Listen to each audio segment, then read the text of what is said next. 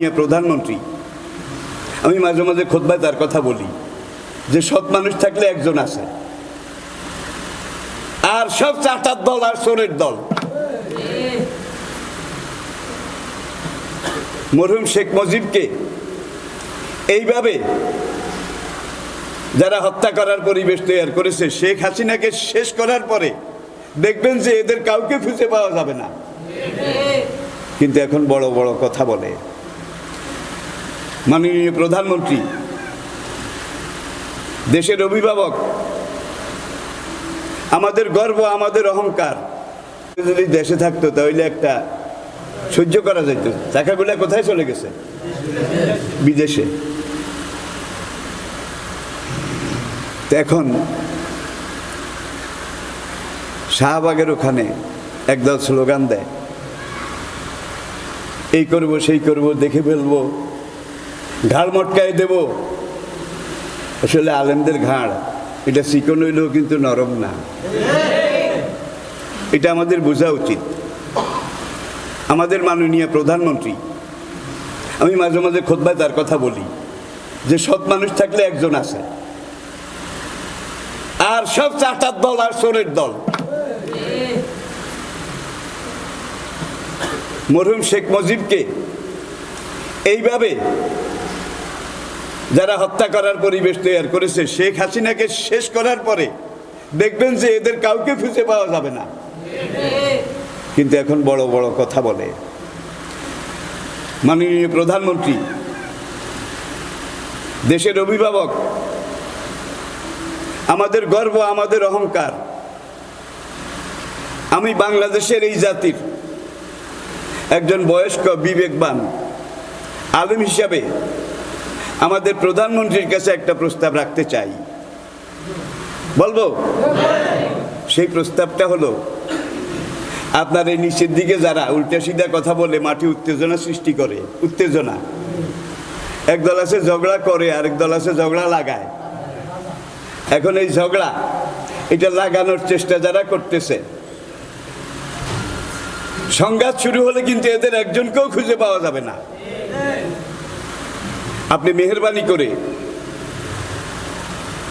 আল মালিক রাইন আলা মুলকিহি, রাসূল হাদিসে ইরশাদ করেছেন, দেশের যিনি প্রধান শাসক তার উপরে দায়িত্ব পুরা দেশের, পুরা জাতির।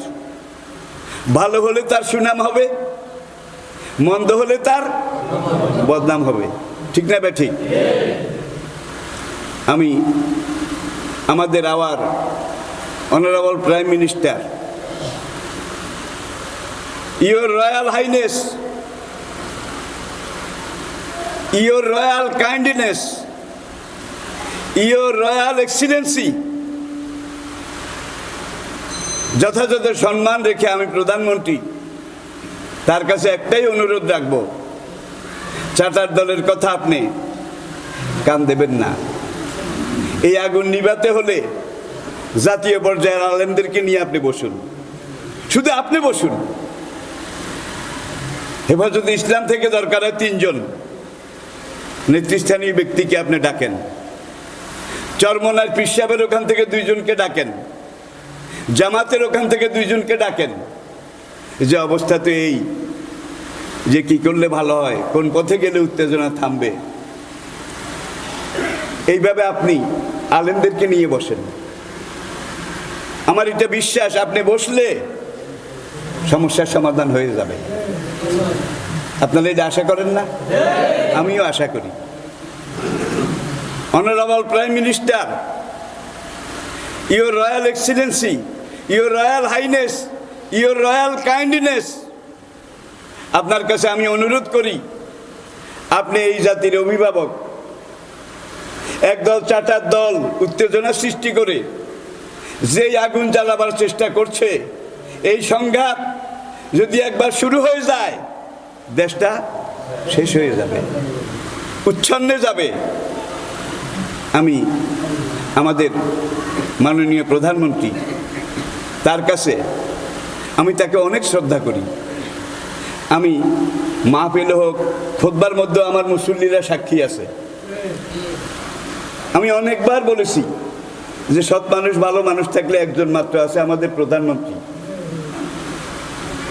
আপনার উপরে আস্থা রেখে বিশ্বাস রেখে আপনি ওলামায়ে কেরাম তাদেরকে ডাকুন, তাদের সাথে বসুন, বসলে একটা সমাধান ইনশাআল্লাহ এসে যাবে। আর এই সমাধানটার নামই হলো ইজমায়ে উম্মত, উম্মতের ঐক্যমত। জাতিকে বিভক্ত হতে দেবেন না। জাতি যদি এইভাবে নিজেরা নিজেরা মারামারি কাটাকাটি শুরু করে, তাহলে বান্দরের পিঠা ভাগ করার সুযোগ আবার এসে যাবে। দুই বিড়াল কামড়াকামড়ি করলো, এক বিড়াল বলে যে আমি তো ঢাকনা তুলে ধরেছি, তুই কামড়ায় পিঠা বের করে এনেছিস। এখন যেই বিড়াল কামড়ায় বের করছে সেই বলে আমি রিস্ক নিয়েছি, ঝুঁকি নিয়ে কামড়ায় এই পিঠা চুরি করে এনেছি, আমাকে বেশিরভাগ দিতে হবে। আগের বিড়াল বলে আমি যে ঢাকনা তুলেছি, ঢাকনা না তুললে তুই কামড়াতিস কি, সুতরাং আমাকে বেশিরভাগ দিতে হবে। এই বিড়াল বলে আমাকে, ওই বিড়াল বলে আমাকে। শুরু করেছে, ও দেখেন না বিড়াল দুইটা মুখামুখি হলে কি বিদঘুটে চিৎকার। এই চিৎকারের পরে যখন কামড়াকামড়ি লেগেছে, বান্দর একটা গাছের আগায়, সে কিন্তু দেখতেছে। বান্দর মনে করলো এই আমার সুযোগ। বিড়াল যখন কামড়াকামড়ি লেগেছে, এখন আমি পুরা পিঠা এটা একা খাবো। সে এক লাফ দিয়ে নেমে এসে, এই কি হয়েছে বল।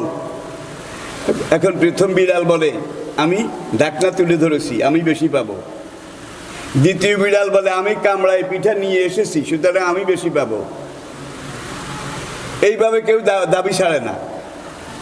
বান্দর বলল ঠিক আছে, আমি ন্যায় বিচার ইনসাফের সাথে ভাগ করে দিলে মানবি তো?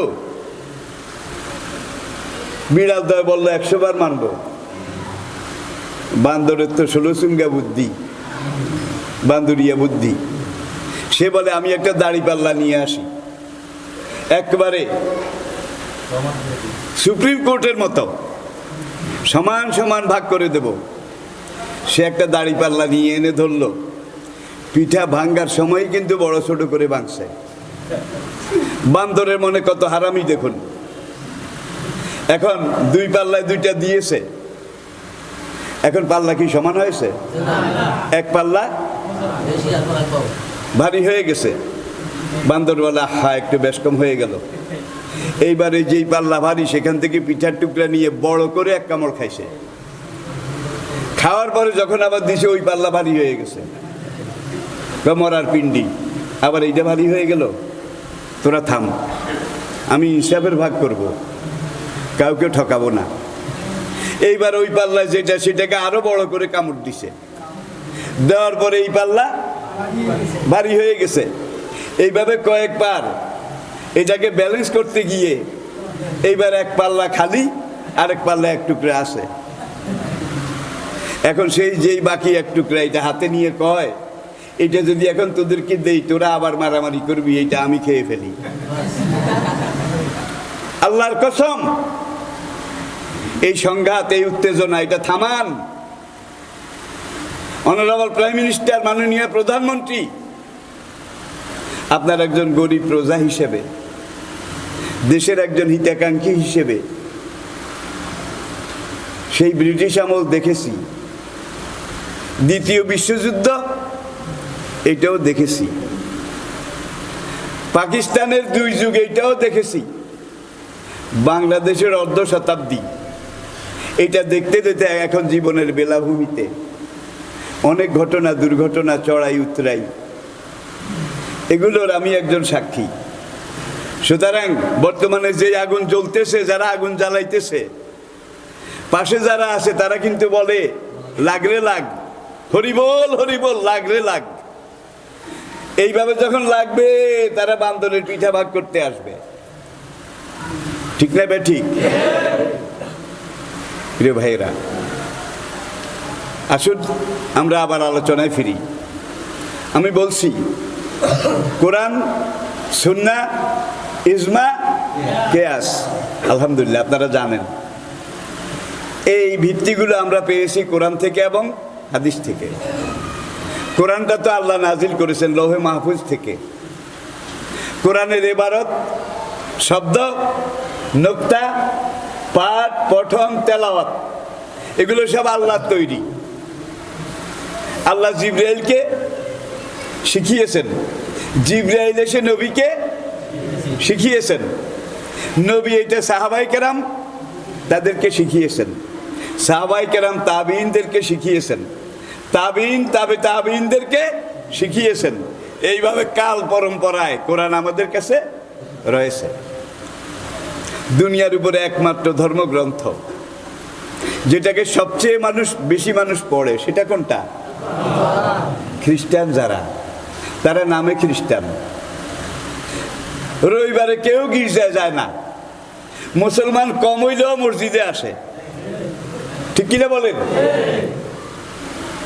বাংলাদেশের ঢাকা যান, অন্যান্য জায়গায় যান, মসজিদে যখন জুমা শেষ হয়ে যায় এমনভাবে মানুষ বাইর হয় মনে হয় যেন সব মানুষ জুমা পড়ার জন্য এসেছে।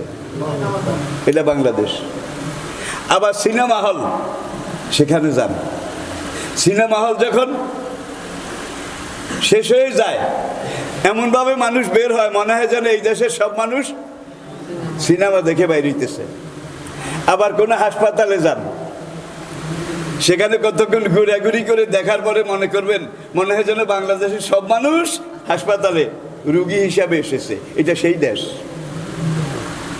ঘন দুনিয়ার সবচাইতে ঘনবসতির দেশ বাংলাদেশ। এই দেশে সংঘাত এটা শুরু করা সহজ, একবার শুরু হলে কিন্তু আর এটাকে দমন করা, নিয়ন্ত্রণ করা, পুলিশ দিয়ে মারবেন, র্যাব দিয়ে মারবেন, কিছুতে কিছু হবে না। সুতরাং দাউ দাউ করে জ্বলে উঠার আগে এই আগুন বন্ধ করুন। আমরা আমাদের প্রধানমন্ত্রীর পাশে আছি, পাশে ছিলাম, পাশে থাকবো। তবে আমি একটা কথা বলবো, আপনার বাবা আমাদের জাতির জনক, তিনি যখন জাতির সামনে কোনো মিটিং করতেন, জনসভা করতেন, তিনি আগে বলতেন আসসালামু আলাইকুম, কি বলতেন না? বক্তব্য শেষ হলে তিনি বলতেন আল্লাহ হাফেজ। কিন্তু আজকে আপনার দেশে এমন এমন লোক আছে যারা বলে যে আমি আপনাদের সাথে বক্তৃতা করতেছি, আমি বিসমিল্লাহও পড়তে পারলাম না, আপনাদেরকে সালাম